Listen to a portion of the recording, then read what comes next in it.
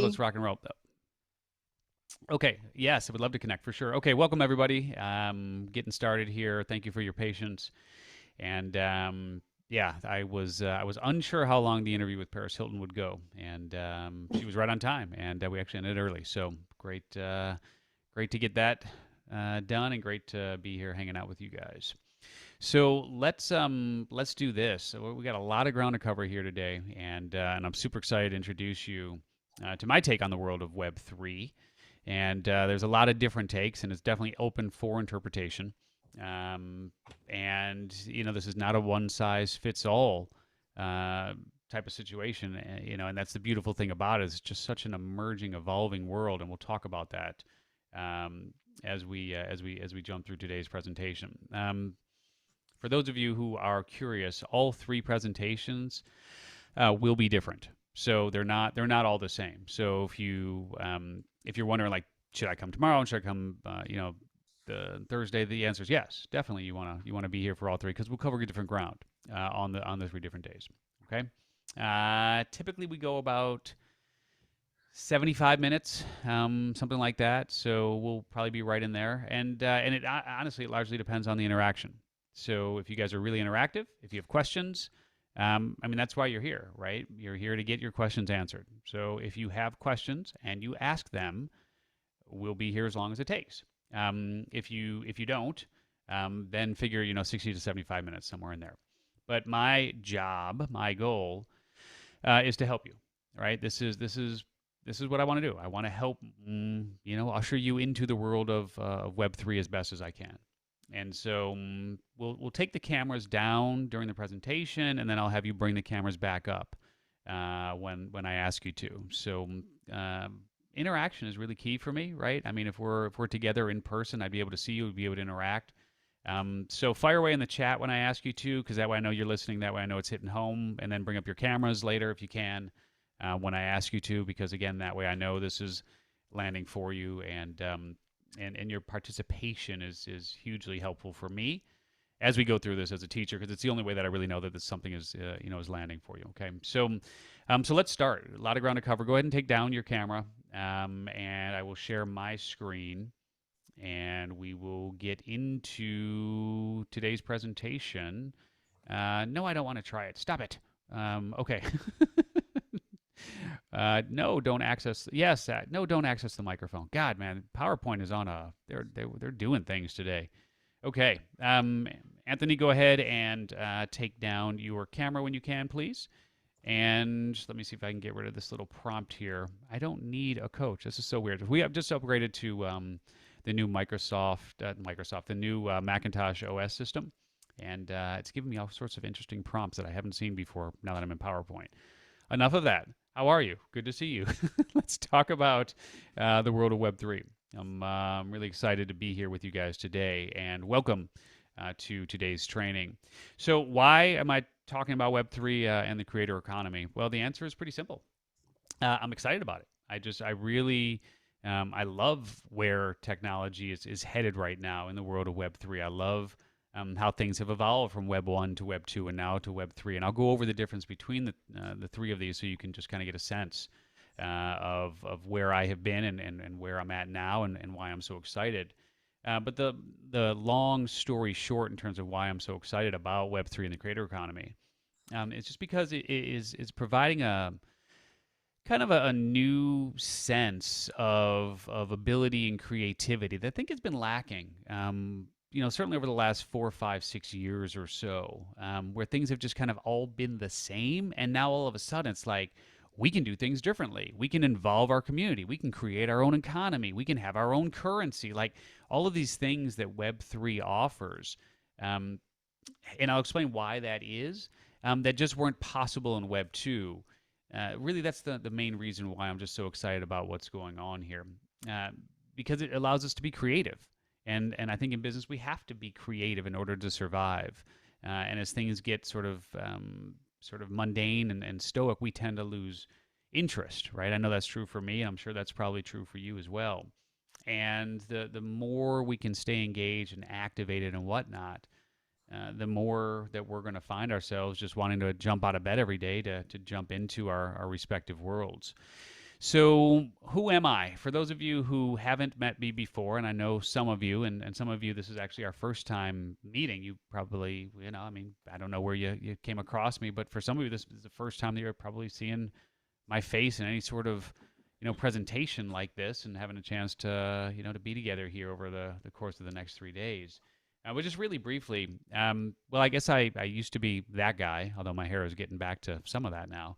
And then not too long ago, I guess I was that guy, and nowadays I'm more this guy.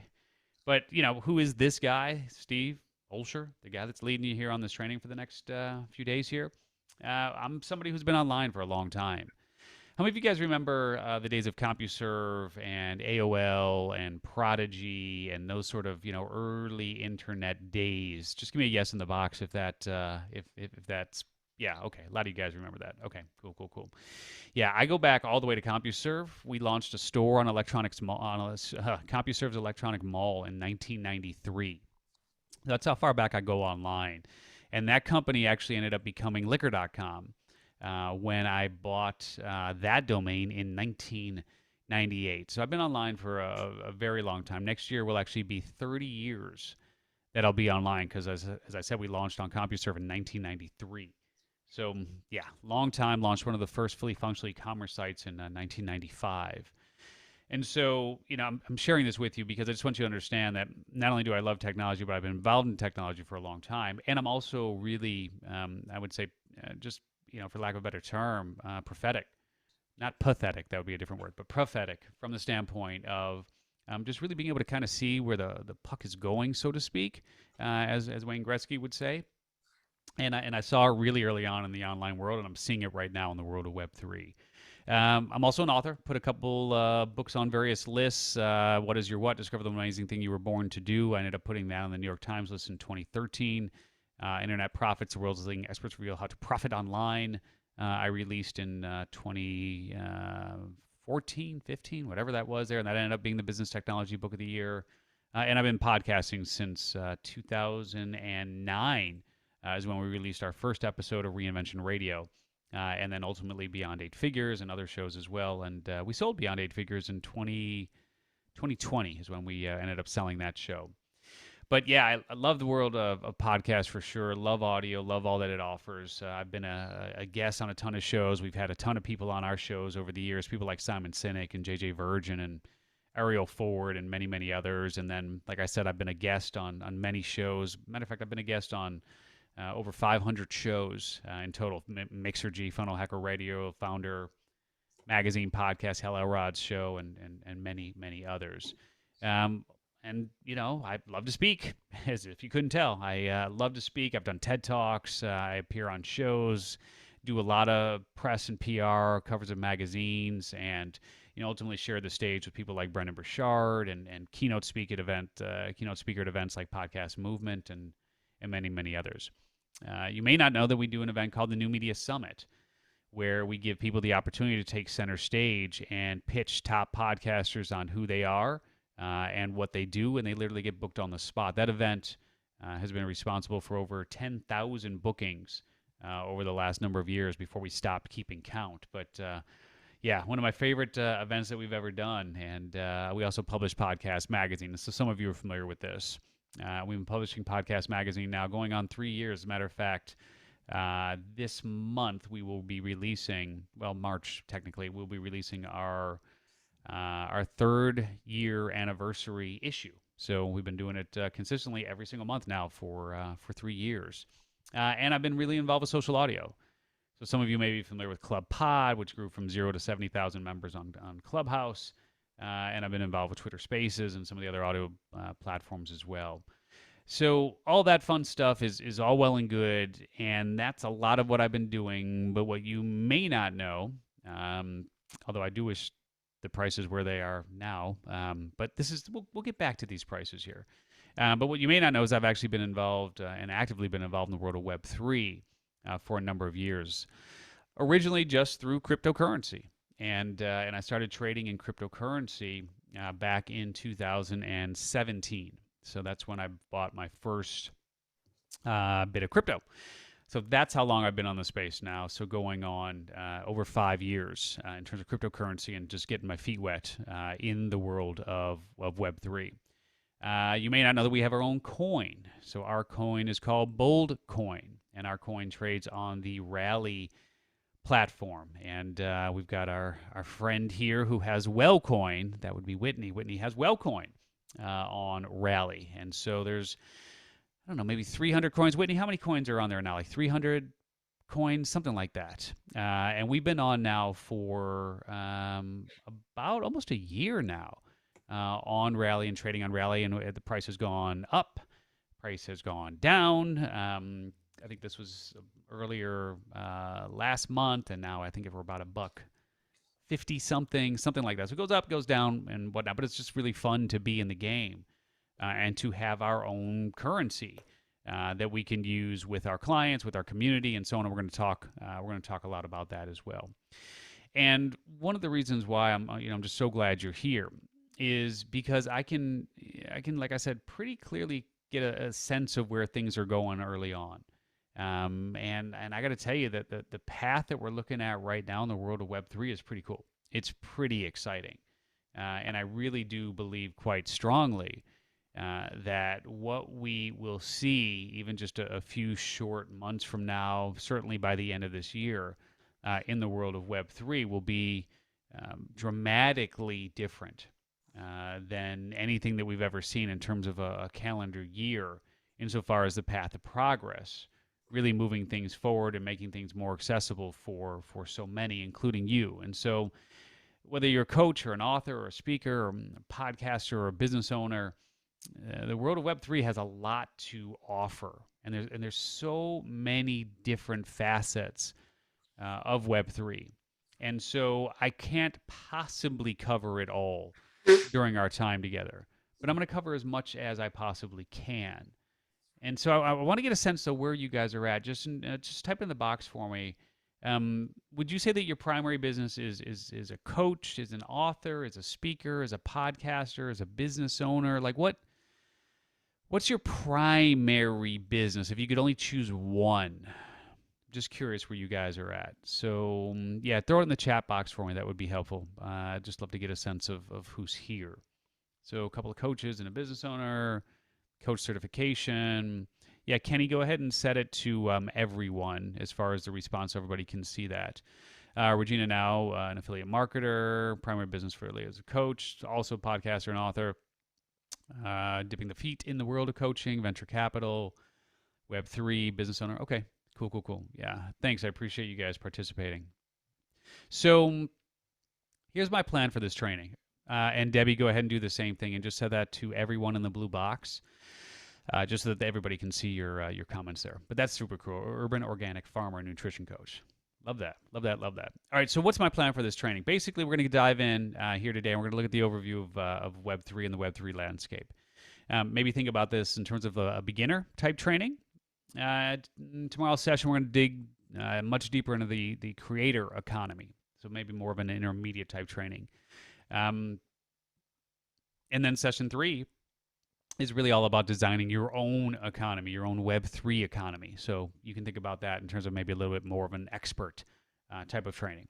So we'll go, like I said, 60 to 75 minutes per session, perhaps longer if there are questions and you guys actively participate. I'd be remiss if I didn't say this. Not financial advice. Nothing I'm saying, should be construed as financial advice. I am not a certified this or a licensed that. I'm just sharing with you what I know to be true based on my own experience and based on the experience of a lot of people that I run with in the space. So I'm trying to condense as much as I can here into these presentations in an attempt to really shorten your learning curve just as much as humanly possible. Maybe your question at this moment is, what's the difference between Web 1, Web 2, and Web 3? So let me just start there with the definition that I like to use. And again, there are lots of different definitions here. So I don't want to get hung up in well, what about this or what about that? I mean, because again, depending on who you listen to, they may give you, a different perspective on this. But the way I like to think about it, is as such. Web 1, think about it in terms of the static web. Web 2, social and dynamic. And Web 3, spatial, semantic, and decentralized. Yes, I'm hauling through that because this will help. Okay, so think about this. So Web 1 was really all about the information economy, where it was, think about it in terms of read only. I have a website. I put something on that website for you to read or listen to or watch, and that's it. I am putting it out there. You cannot do anything with it. You can read it. It's just a different screen that you're consuming content on. Okay? That's it. Read only. Web 2, and if we go back, like Web 1 would be like Yahoo or Netscape or Internet Explorer, etc. Web 2 would be more of read write. Now that's largely what we're in now. Facebook, YouTube, WordPress, etc. Now you put something forth for the world to see, right? And that world can now interact with it. So like with Facebook, Facebook doesn't have any of its own content. What a brilliant strategy that was, right? I mean, user-generated content. You put your own stuff up. Other people can like it, can watch it, can comment on it, etc. YouTube, same thing. They don't have any of their own content. It's just a platform. Brilliant, freaking brilliant. Here's my video. You watch it, then you can comment on it, etc. WordPress, you can leave comments. You get my point. So Web 2 is interactive. You not only now have the ability to read and watch and be a part, just kind of be part of what's going on there by, by seeing it, but also by participating with it. Okay, it's a huge change from Web 1. Now we can actively participate. We can include our own content. We can be part of what's going on that screen. Huge shift. But here's the thing: how many of you guys have ever received a check from Facebook for putting up a post? How many of you guys have ever received any sort of compensation at all, unless you're an influencer, and that's a different story, but how many of you have ever received any sort of compensation at all from Facebook or Instagram or Twitter or one of those platforms for putting up your content? Very, very, very few people ever get to that point. So we create the value for them. We don't actually get the benefit of that value. In other words, think about Facebook. A lot of people lost a lot of money last week, but that's a different story. And that didn't make a lot of people unhappy, by the way. Made some people unhappy, but not a lot of people. They got really, really, really, really, really, really wealthy off of your content. Didn't cut you a single check for it, did they? Whereas Web 3, you can think about it in terms of the token economy. The Bitcoins and the Ethereums and the Solanas and the Matics and so on of the world. There's the different icons there.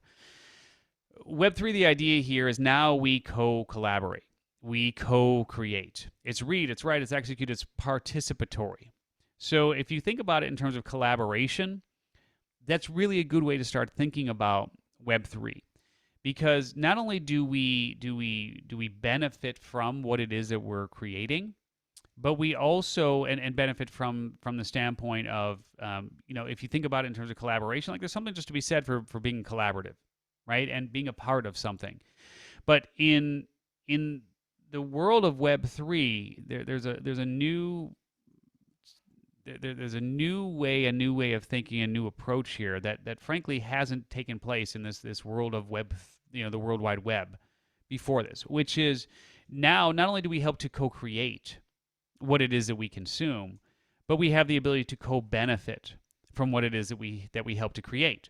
And so it's this beautiful circle where not only do we help to create it, but we benefit from it through that collaboration. And so it's this beautiful circle of where now people will, of course, always help to support what it is that they help to create. But not only are they helping to create it, but they're actually able to benefit from it. That's the single biggest difference, and I'll get into some detail around that to help you understand. So as we think about Web 3, if we're looking for definitions here, think about it in terms of it being open, from the standpoint that it's kind of built from open source, right? It's built from open source in a way that is open and accessible, right? That's the biggest difference here, is that everything is executed in, so to speak, full view of the world, right? It's people who are working together in a collaborative way.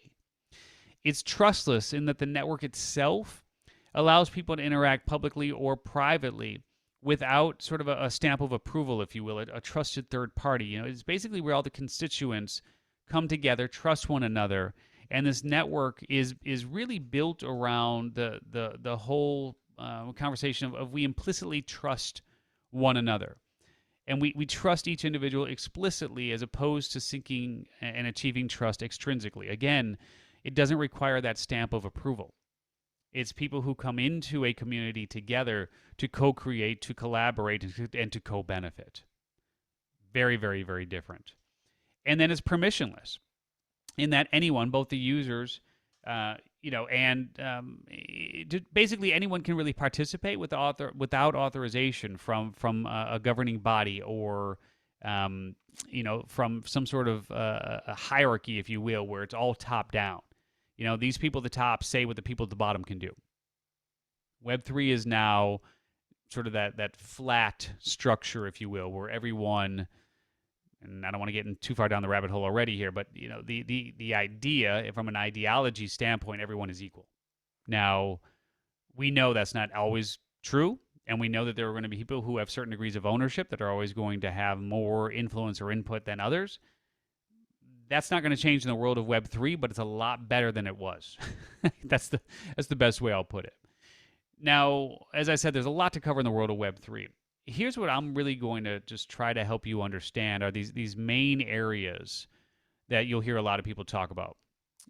5 main areas, which are the blockchain, the world of cryptocurrency, DAOs, which are decentralized autonomous organizations, NFTs, and DeFi. Now, there are a million other things going on in the world of Web3. But if you could just start here and really get your arms around these 5 that fall under the umbrella of Web3, it'll be a really good start in terms of getting your feet wet. And even more so, maybe even jumping into the deep end of the pool here. Because each of these pieces of the puzzle, they can get really, really, really deep on their own.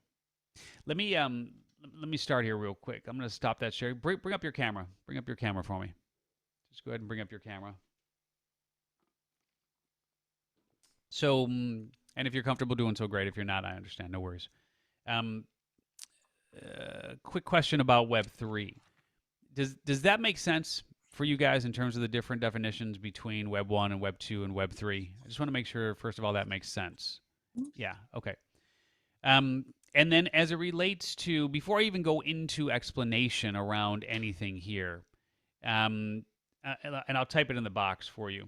Hold on one second, because I just want to get, let me just type these in here. So blockchain, crypto, DAO, NFT, and DeFi. So let me just stop my share here. All right. So of these 5, like right out of the gate, what's your biggest question about any one of these 5? I'm just curious where you guys are at right now in your understanding and just generally speaking, because I want to make sure that this training is geared to help you as much as possible. I respect the fact that you're here. And I recognize you have a lot of things you can be doing with your time. So I want to try to be as helpful as possible as you went through either that document from yesterday or just based on your own cursory understanding of things. So DeFi stands for decentralized finance. Okay, so decentralized finance is a really, really, really good place to just start getting comfortable with this whole notion of Web 3 versus Web 2. David, good. Sweet. Let's talk about it. How would you define DeFi, Dave? I'm curious, like you said, I mean, I have my own definition, but I'm curious what yours is and why people should be aware of it. Yeah. Well, thanks for asking. I mean, it's interesting because like when you ask it, it's like I have a good understanding of them all, but explaining it is such a different thing. But it's certainly a way, like I always say, like, who likes going to the bank? That's what, like, does anybody enjoy going to the bank? And I personally I don't like going to the bank. And decentralized finance is a way to eliminate branches and to eliminate the middleman and for you to make a decent return on your money. That's what I know about it so far. Yeah. And I know that's not in depth, you know? Yeah. No, it's a really good explanation. And so, you know, this is part of what you're going to have to retrain your brain to start thinking about, because when you think about DeFi, just as a perfect example here, part of what a lot of people will have trouble wrapping their arms around, wrapping their brain around, is the fact that I go to a bank. Like, that's what I do. I put my money in a bank. I mean, most of us are older-ish, right? And we grew up with banks. It's what we do. Money comes in, goes to the bank. That's what we do.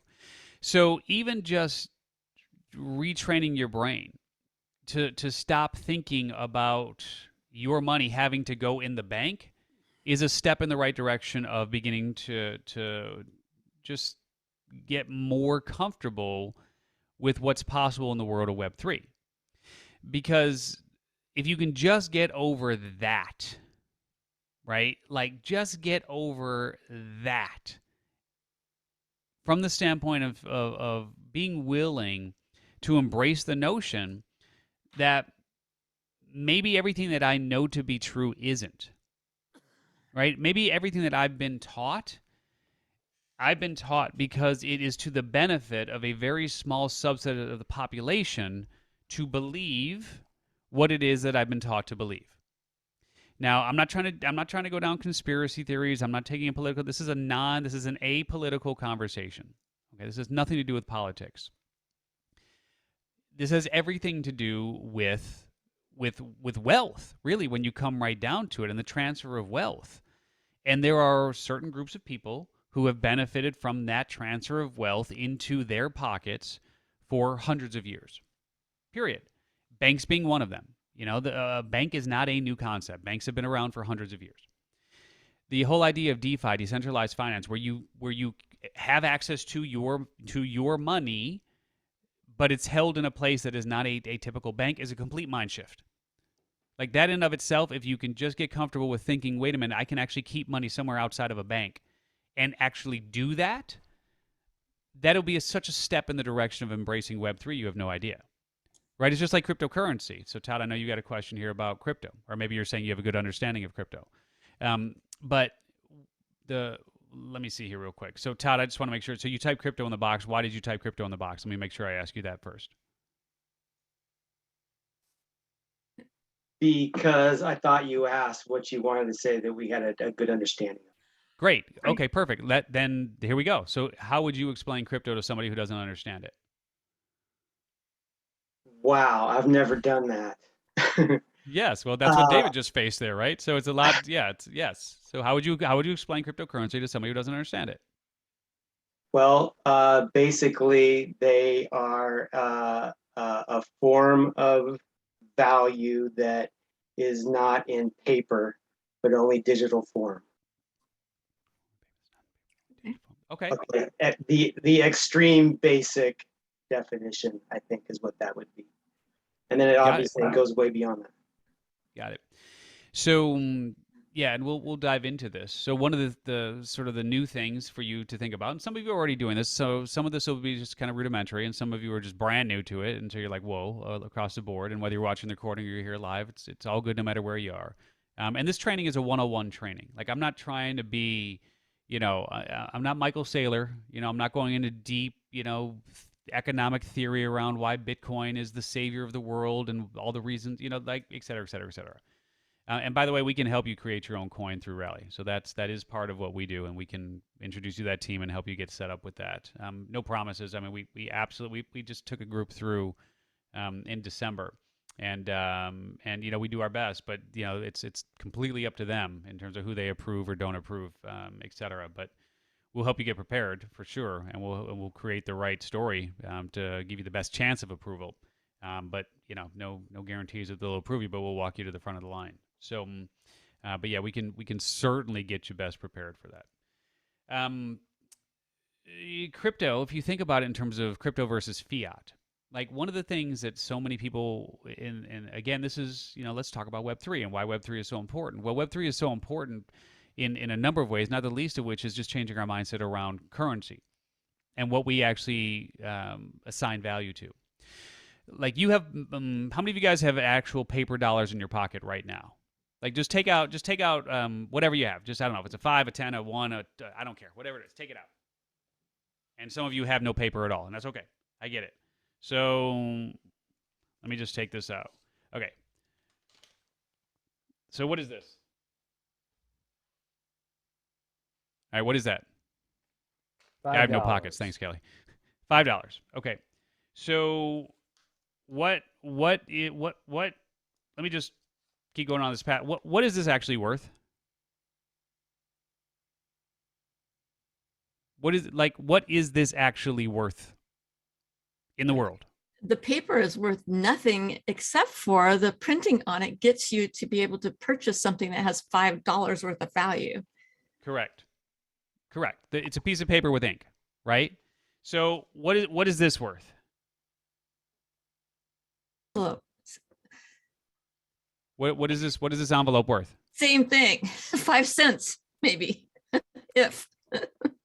Right? So what if I had written the winning lottery number winning lottery numbers for tonight's drawing on this piece of paper, that it's a $400 million drawing, and I'm psychic and I know what those numbers are? What would this envelope be worth? Right?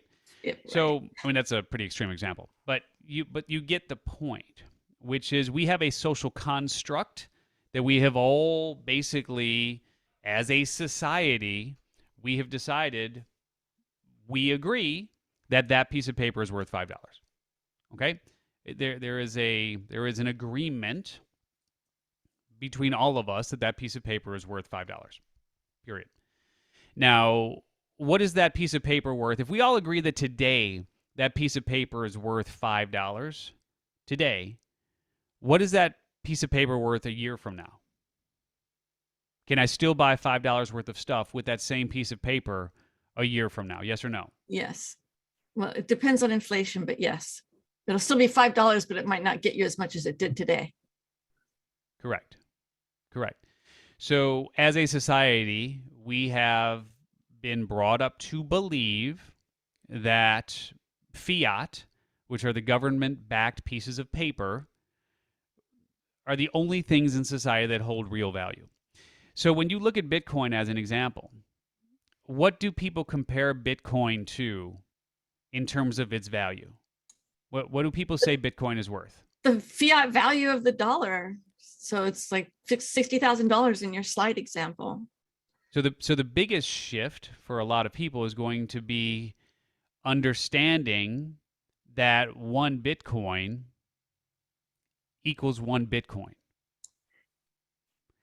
Like that in of itself is such a monumental shift that as a society, you're going to see more and more people making, where we're still, as we begin this transitionary period into mainstream adoption, we're still basically saying we need this old school definition in order to have a new school understanding.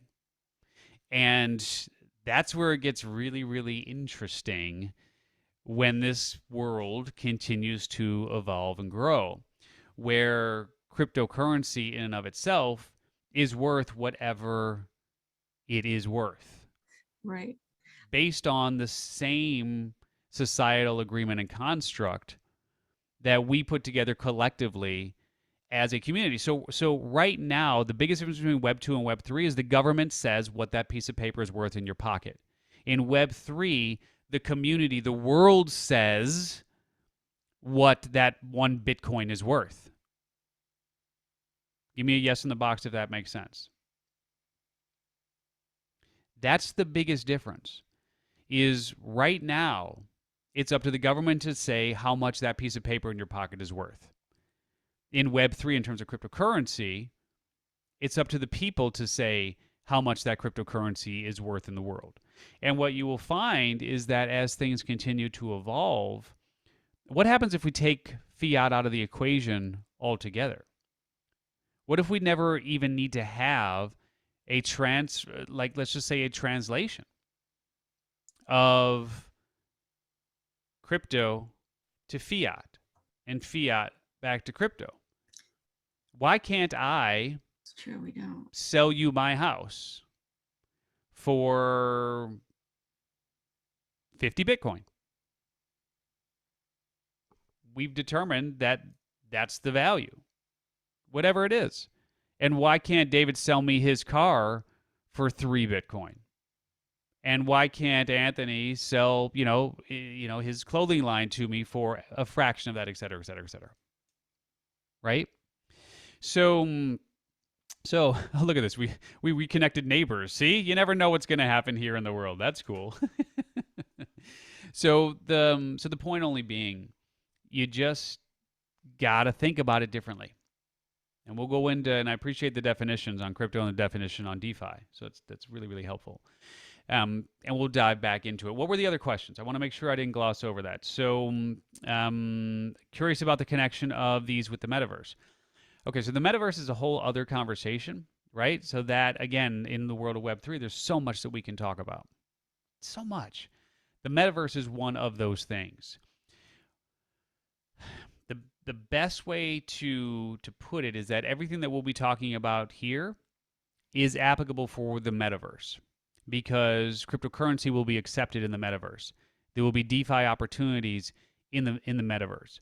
The NFTs that you own will give you access to certain things in the metaverse. As you walk around, you will have a profile picture. Perhaps it's an NFT as a face, like a CryptoPunk, which will carry a certain cachet, or a Bored Ape, or whatever it might be, right? All of these things will carry over into the metaverse. That can get really interesting really quickly, and we can go down, we can go down some of those rabbit holes. DAOs are decentralized autonomous organizations. We're going to go into DAOs as well. As a matter of fact, in day 3, we're going to look pretty deeply into the world of DAOs. Okay. All right. Go ahead and take down your cameras. Thank you for that. Anything else before we jump back in? Anybody chomping at the bit? And by the way, no dumb questions. Just want to make sure. Anything? Okay. Okay. All right, sweet. So we'll jump back in. Yeah, we'll definitely talk more about DAOs. Okay. So let me get back here and let me share again. Okay. All right. So again, Web3 starts with a conversation around a blockchain. You can't have a conversation about Web3 unless we talk about the blockchain. You just can't. And when you hear people talk about the blockchain, basically what you're talking about in some way, shape, or form is kind of similar to the internet. From the standpoint of, you have lots of different connected devices in lots of different places of the world. And basically what the blockchain is that on all of those different devices, there are what are known as ledgers. So ledger is kind of the buzzword you'll hear people throw around. A ledger is basically just a journal. It's just like it's just a journal, right? Like it's a place where transactions are recorded, and it's redundant, which means that those transactions are recorded in multiple places around the world, so that whenever you transact in the world of Web3, whether it's buying an NFT, whether it's owning Bitcoin or Ethereum, or whether it's creating a DAO that has its own token, etc. Even the coins, like Whitney's coin, right? Wellcoin and our coin, Bold coin. Those are all transactions when people buy the coin. Like when you bought the coin and you said, okay, I'm going to pay whatever it was, 20 Bold or whatever it was for this training to come in here, that transaction was recorded on the blockchain. And that blockchain is what governs the world of Web3. It's the best, simplest, easiest way to think about it. It's a whole bunch of ledgers, a whole bunch of journals that hold all those transactions that take place. So that's why I know that if you right-click and save my NFT, like let's say I have a cool cat, which I do, a cool cat NFT. Great. I own that cool cat NFT. I bought it. You could take a picture of it and a screenshot of it, and you could use it as your profile picture, etc. But it would be unverifiable against the blockchain. The blockchain would not show that you made that transaction. It would show that I own that, and I own that. I made that transaction, and I have rights to that JPEG, if you will, and you don't, right? Blockchain, ledger, transactions, recording, simplest way to think about it. So I want to make sure we get that out of the way. Cryptocurrency, as we talked about, right? Lots of zeros and ones. That's all it boils down to. As a matter of fact, give me a yes or no in the box. Do the dollars, meaning let's say you have $10,000 in the bank, are those $10,000 are those just zeros and ones, or is the bank actually keeping a stockpile of your cash in a corner somewhere that you can go get at any moment of any day? So zeros and ones or stockpile of cash, which is it? And yes, they have some cash, but if everybody goes in and says, I want my cash, right? So we got to get over this whole notion of money in the bank is real. Cryptocurrency is not real. Not true. The money that you have in the bank at Chase is just the same sort of zeros and ones that the code and the programmatic, process, if you will, that created the Bitcoin code, so to speak, runs on. Same thing, zeros and ones. So don't kid yourself. The money that you have in the bank is very, very similar in terms of a ledger keeping track of what it is that you believe that you own in terms of US dollars or Canadian dollars or wherever you are in the world. Okay? So cryptocurrency, there are thousands of cryptocurrencies. Thousands. Bitcoin and Ethereum are just some of the more popular ones. But there are thousands of cryptocurrencies. There are creator coins, like what Whitney and I have, right? So lots and lots and lots of different types of cryptocurrencies that are available. The bottom line is that each one of these cryptocurrencies was created with what some people would call a smart contract, which is just basically, hey, this is the code, if you will, that governs this coin. And just for lack of a better term, we can just leave it at that. We can just leave it as a smart contract. It's just the easiest way to think about it. So somewhere the rules that govern that coin exist in code. And so Bitcoin, for lack of a better term, is really just a very sophisticated sequence of code. And there will only be 21 million Bitcoin ever produced based on that code. You can own a fraction of a fraction of a fraction of a fraction of a fraction of a Bitcoin based on that code. Only a certain amount of Bitcoin will be released or accessible by miners every single year until all 21 million have been mined based on that code. Okay? So, and Anthony, it's a great question. Who owns the decentralized computers on which the blockchain transactions are stored?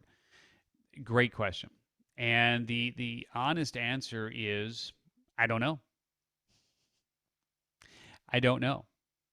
It is a question that is absolutely worth exploring and trying to figure out what that answer is, because I'm sure there's a simple answer. Maybe even someone here knows that answer. But I would be lying if I just tried to make it up. I don't know. And the whole question of decentralization is actually a question that is in debate as well. Because when you think about decentralization, by definition, that's supposed to mean that everyone is equal. There is no sort of hierarchy, if you will. But I will tell you that, from my perspective, there is a hierarchy. And that hierarchy is called whales. The whales who own thousands upon thousands upon thousands of Bitcoin are going to have more ability to influence the market than I would, given the limited number of Bitcoins that I own. Period. So decentralization. What happens if somebody goes and finds one of those computers and wipes it out? Then what happens in the world of Web3? Well, that's where the redundancy comes in, where these nodes and this ledger, if you will, that is housed in multiple places around the world, where are those housings? Great question. Not sure. But I would venture to guess that there are some people who are much smarter than I who have given this a ton of thought. And I've often wondered that myself. Why can't you just go in and erase what is being shown on all of these different ledgers, so to speak? There you go. Kelly explains it really well. See, all you gotta do is ask Kelly, and she'll find us a good article. All right, Kelly, you read it while I'm chatting, while I'm talking it up here, and then you can give us the cliff notes. All right, so cryptocurrency again, lots to cover as far as that's concerned, but I just want to give you a basic overview. DAOs. So a DAO is known as a decentralized autonomous organization. We're going to get into this much more on day 3. But for now, simply know that a DAO is an umbrella term for basically what happens when a group of people come together for a common goal. And in achieving that common goal, they co-benefit and they co-own the initiative that seeks to achieve this common goal. So a DAO, I'm going to give you a number of examples as we go through things. But a DAO can be something where a group of people come together to free Julian Assange and pay for his legal bills and get him out into the world. So you can almost think about it in terms of like a GoFundMe campaign. There is some similarity around that. But the difference between a GoFundMe campaign and a DAO, as an example, is that a GoFundMe campaign is created by one or two people, or maybe a company, and the funds go to that company. In a DAO, the funds go to a treasury that is governed by the people who are part of the DAO. Now, again, we can get really slippery here, and I can over-explain this and analyze this to death, and I don't want to lose you so early. But just simply understand that the idea of a decentralized autonomous organization is to have your eye on the prize in terms of this is something that we want to do. Like ClimaDAO is a perfect example. Their goal of ClimaDAO is to reduce the carbon footprint and to make these companies who pollute the air and create all that toxic waste and chemicals that go up into the atmosphere to make it really, really, really, really, really expensive to do so, right? And so there is a DAO that is designed simply to achieve that particular initiative for that particular reason, for that particular project. You could have a DAO literally for anything, and I'll go into some examples as we move through things. Okay, it's more complicated than I want to provide here today in terms of the overview. Another part of the let's just call it sort of the core 5, if you will, of the Web3 umbrella are of course NFTs. How many of you guys own an NFT right now? Just give me a yes in the box if you own an NFT, or a no if you don't. So Bold is not an NFT. Bold is a creator coin, but you do own that. Regina says yes, lots. Cool. And some no's. Awesome. For those of you who do own, yes, but it was free. Cool. For those of you who do own, what are some of the projects that you are a part of? I'm curious. Just type it in the box. And for those of you who are familiar, this will be, sort of, old hat here. And for those of you who aren't, let's dive in. Non-fungible versus fungible, right? I mean, like that's the question that I hear from so many. Like, what does that mean? And what are NFTs? What's the difference between a non-fungible token and a fungible token? Great question. So let's answer that. So first and foremost, the best way to think about a non-fungible token is a one of one. End of story. You are a one of one. You are non-fungible. Okay? Your dog, one of one, non-fungible. Your children, one of one, non-fungible. Period. Now, let me ask you a question here. Would you say that so if we all have $5 bills in our pockets, okay, is your $5 bill fungible or non-fungible? What do you think? Is your $5 bill fungible or non-fungible? What do you think? Could we trade $5 bills and have an equal exchange? So by definition, fungible would be something where you could trade one for the other and it would be an equal exchange. Non-fungible means that the two things are different and it would not necessarily be an equal exchange. So, okay, so many of you are saying fungible. Looks like all of you are saying fungible. How about a Bitcoin? Is a Bitcoin fungible or non-fungible? Could we trade one Bitcoin for another Bitcoin and have an exchange of equal value? What's your take on that? So non-fungible equals unique. Okay, that's a good way to think about it, Barbara. Sure. So I'm stumping you here because I'm only getting a couple of answers. So if I have one Bitcoin and you have one Bitcoin, does that mean that my Bitcoin is fungible or non-fungible? And would it be an equal exchange if you give me yours and I give you mine? Fungible or non-fungible? So it's very, very, very interesting. Okay. Now, as you look at the dollar bill as an example, now the dollar bill, you might think on the surface that it is non-fungible. You might also think it's fungible. Okay. I mean, we could argue probably on both sides of it.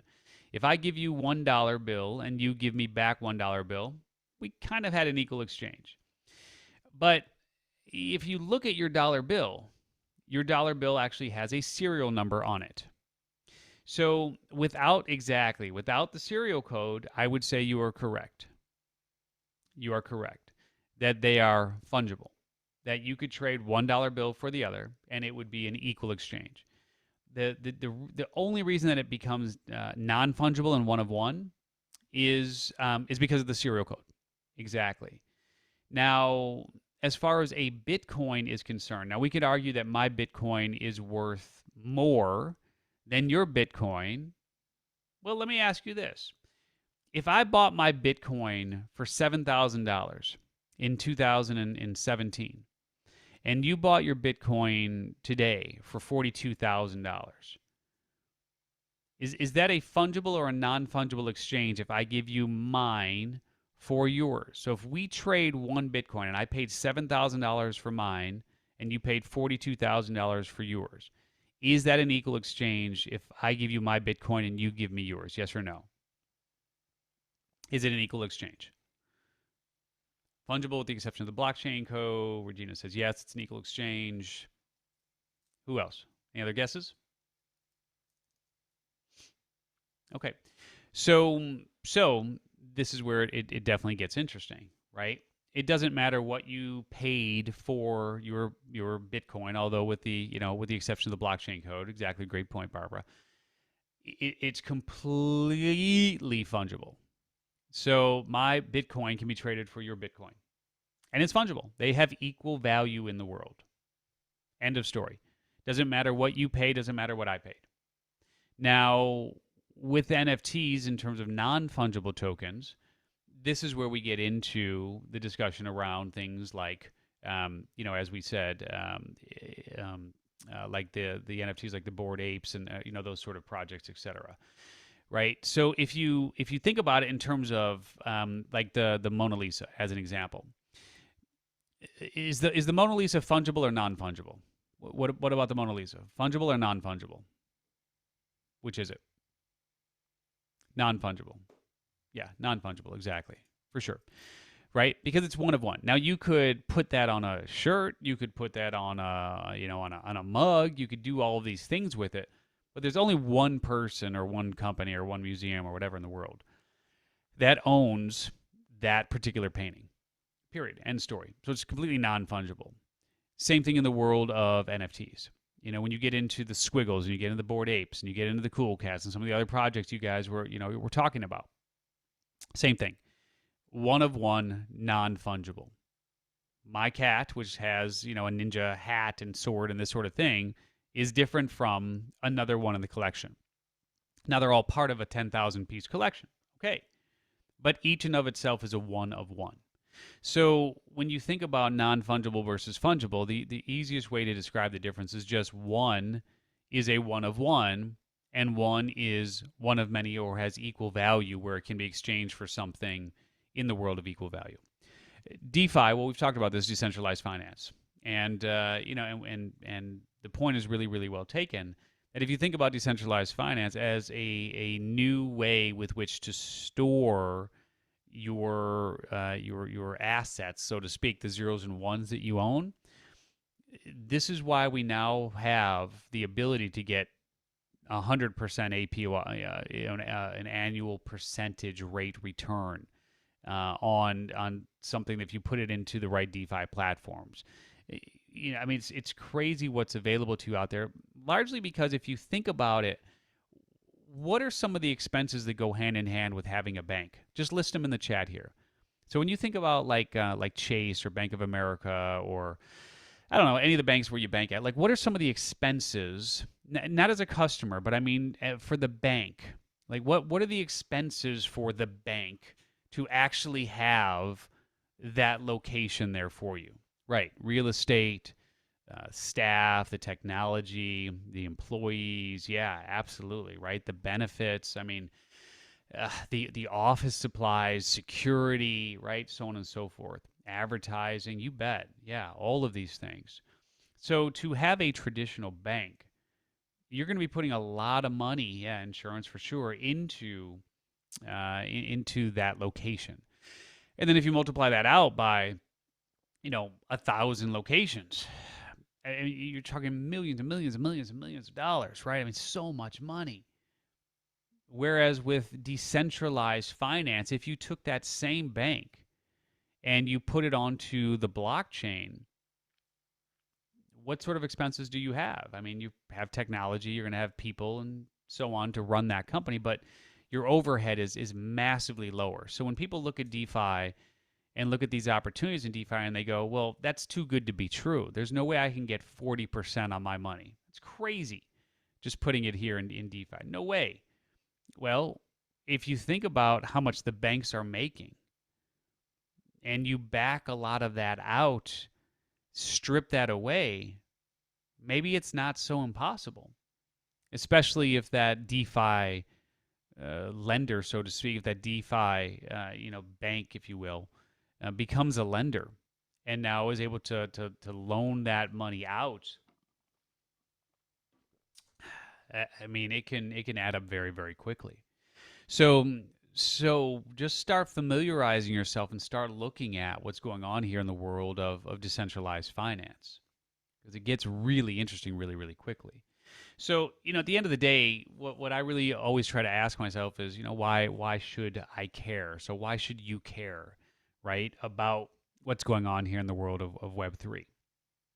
And one of the main reasons why I would say you should care is because we're really just looking at the tip of the iceberg in terms of what is going on in this emerging new world.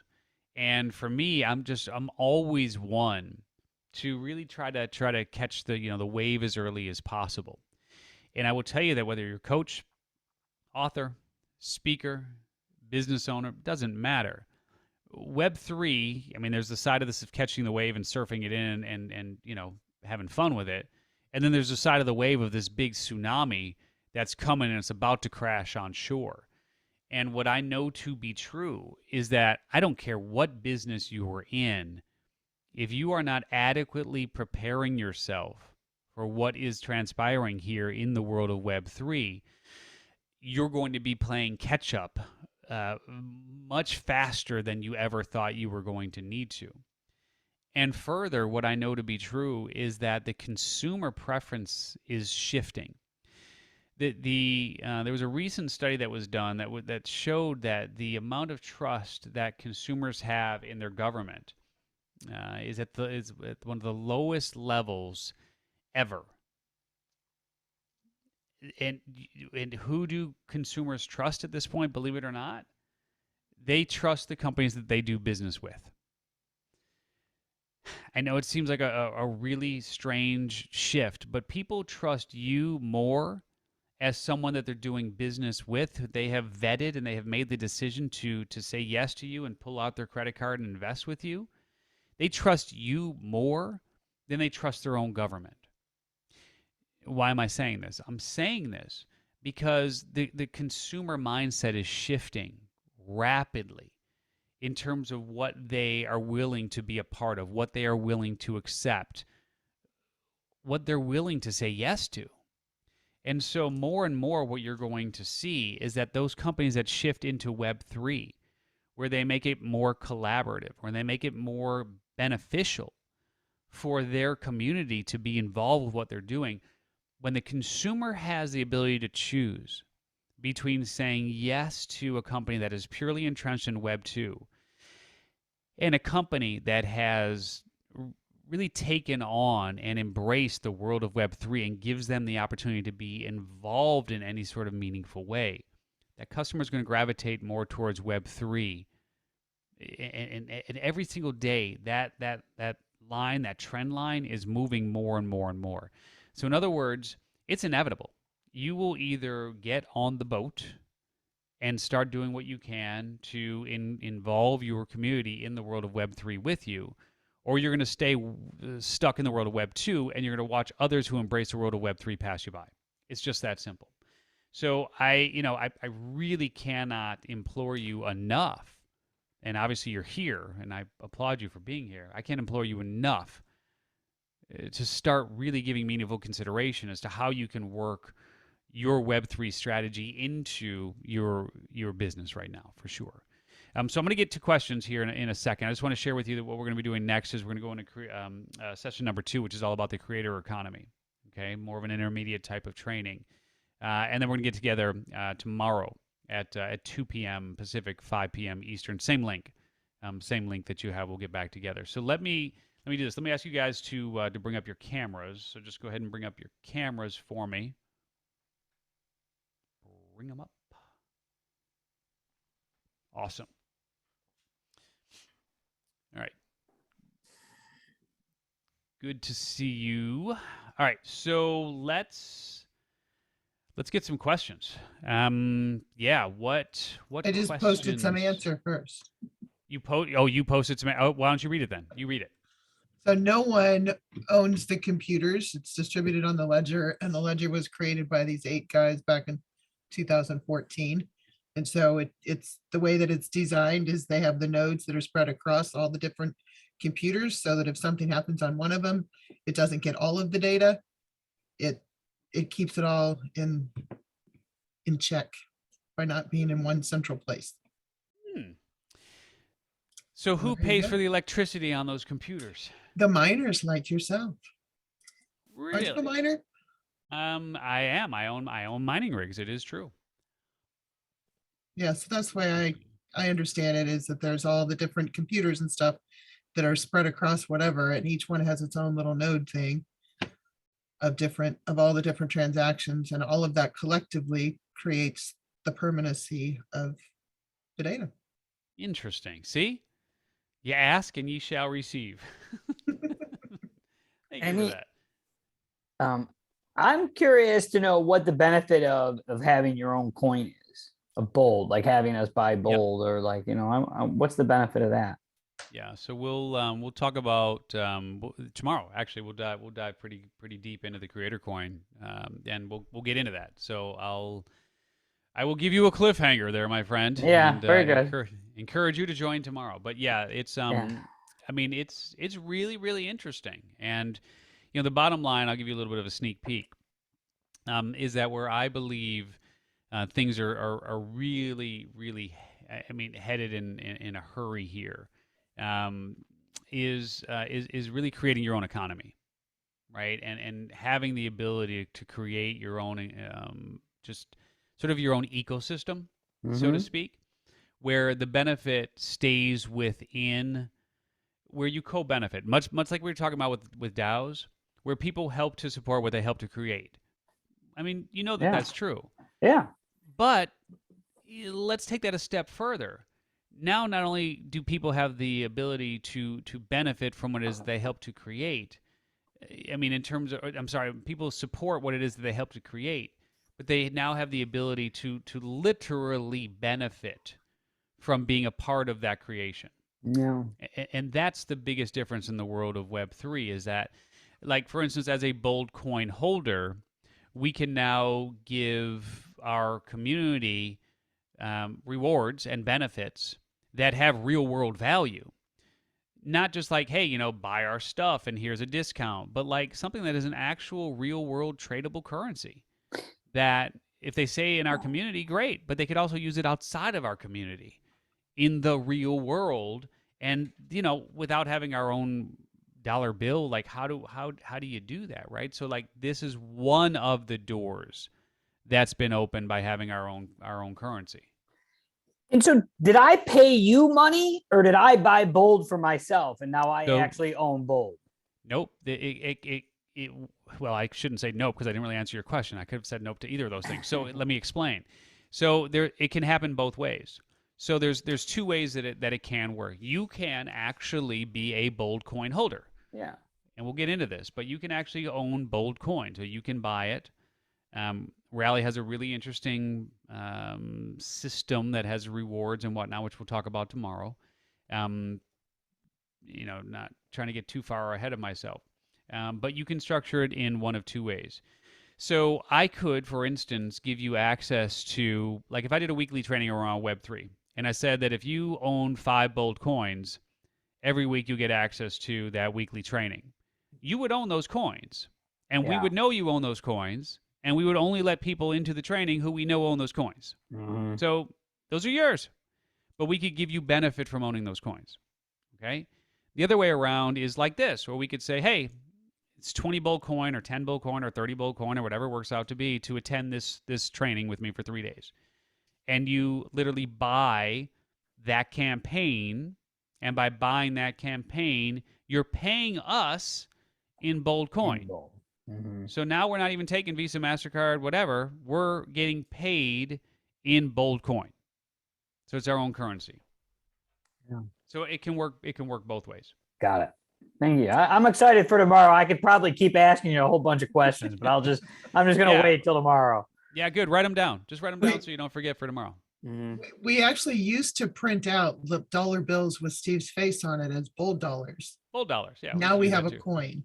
Yes. It's much more meaningful. It is much more meaningful. It actually can be, and that's the thing. Like with what can you buy with Bold coin? Well, we're working on that right now, Barbara. We're adding more things all the time. Matter of fact, our NFT project, our NFT launch that we're doing, will be based on Bold coin.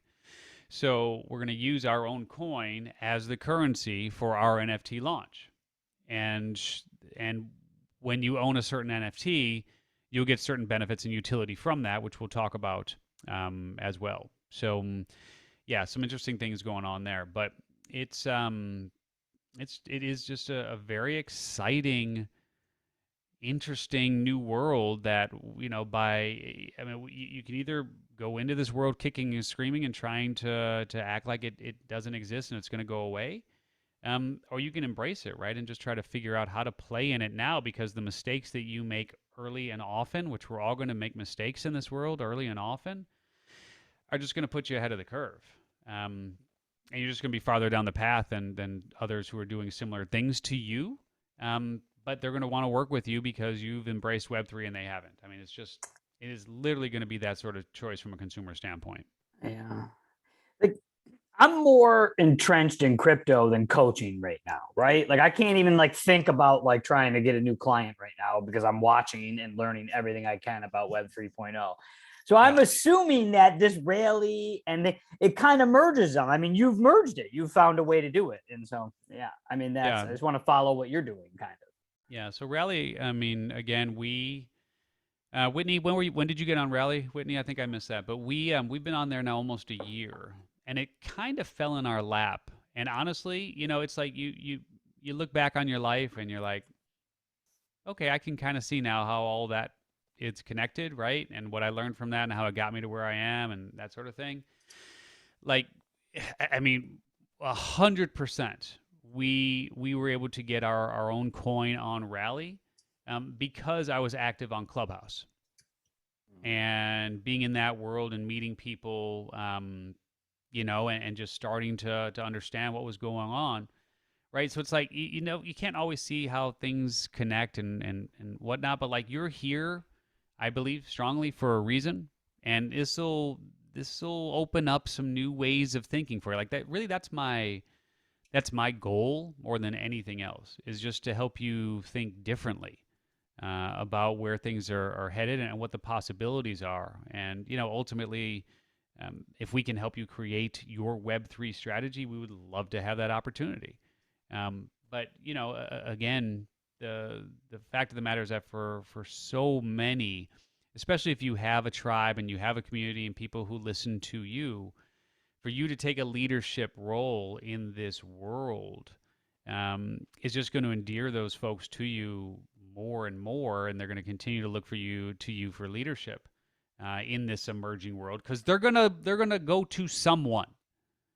That's at the end of the day, they're gonna go to someone to learn about this. And so, you know, the way that you can teach is by actually doing, and that's what we're trying to do here with the coin and with our NFT launch and then these trainings and so on. Is we're learning ourselves by doing, and we're teaching by doing, and we're setting example by doing. And the you know, it's like in anything else, you know, your first is always your worst, and so you just figure it out and go through it and see what you can do. But there's just no doubt in my mind at all that you need to be doing something in the Web3 landscape, and it needs to happen this year. Barbara, great question about Bold Coin. So the honest answer is it does not have a limit. But at the same token, I mean, and that's a little pun there, I guess. If we were to get to 21 million Bold Coin, that coin would probably be trading at like probably $1 million a coin. Like I mean, think about it, like right now, Cal, you could probably run the math based on the number of coins in Cirque versus where we're at, but it's probably 100x, right? Something like that in terms of the price of the coin versus the number of coins in Cirque. So it's built into their algorithm in a unique way. Like Bitcoin was created, very sophisticated programming, a code that dictates what happens with the coin, how it can be mined, how many there are, et cetera, et cetera. Rally, that platform, has its own algorithm. They have their own code. If we got everyone in the world to buy a single Bold coin, I mean, it would be, there you go. So $85,919 of Bold in circulation, and the price right now is like $1.50 or whatever. So it's basically $1.64. So it's trading about 50. So about 50. So the price of the coin, That's about $140,400 in US dollars. Okay, so basically, if we had 21 million Bold coin out there available, it would be worth about 100 and no, the other way around. It would be worth whatever that is, like $400,000 per coin. I don't know, something like that. But my math is probably way off. Don't call on me for the math. Yeah, I know. Don't call on you. I For the do math. merry math. But the point being, there's a direct correlation between the number of coins in circulation and the price of that coin. So unlimited, but it's minted, so to speak, every time. Here's where it gets interesting. Every time, and this is with Rally, and I'm going down a rabbit hole here, and I'm sorry, but every time you buy a Bold coin, it basically is quote unquote minted. Okay, so you bought 20 coins or whatever to be in this. 20 new coins were minted. Now, if you sell those coins, then those 20 coins go away. So if we had 100 coins in circulation and then you bought 20, now we have 120 coins in circulation. But if you sell your 20, we go back to 100 coins in circulation. So the more coins that we have in circulation, the higher the price of that coin. The lower the number of the coins in circulation, the lower the price of that coin. It's the easiest way to say it. So buy and hold. Yeah, exactly. And then that gets you certain benefits. Other questions before we wrap here? Anything else? Anybody? Want to make sure that I'm here? One, buy plus hold equals Bold. Ooh. Boom. Wow. Done. So buy, and then you got to do the other way, right? So now you got to do it the official way. So it's buy plus equals. There we go. Oh, Total. Yeah. Hold on for dear life. Exactly. Any other questions? Want to make sure that how many other companies like Rally out there are there? A few, not many. Not many. I know of. I think there's 4 that I know of right now. We prefer Rally all day long. Just they're great people to work with. They're really, you know, Whitney can speak to this as well. But I mean, they're really invested in your success, and they want you to succeed. Difference between Rally and MetaMask? Great question. And again, just keep firing away with your questions. That's why I'm here. So MetaMask is the best way to think about MetaMask is your wallet. MetaMask is a wallet with which you can hold NFTs and you can hold coins, tokens, cryptocurrencies. So you need a MetaMask or Trust Wallet or other wallet to interact and engage and transact in the world of Web3.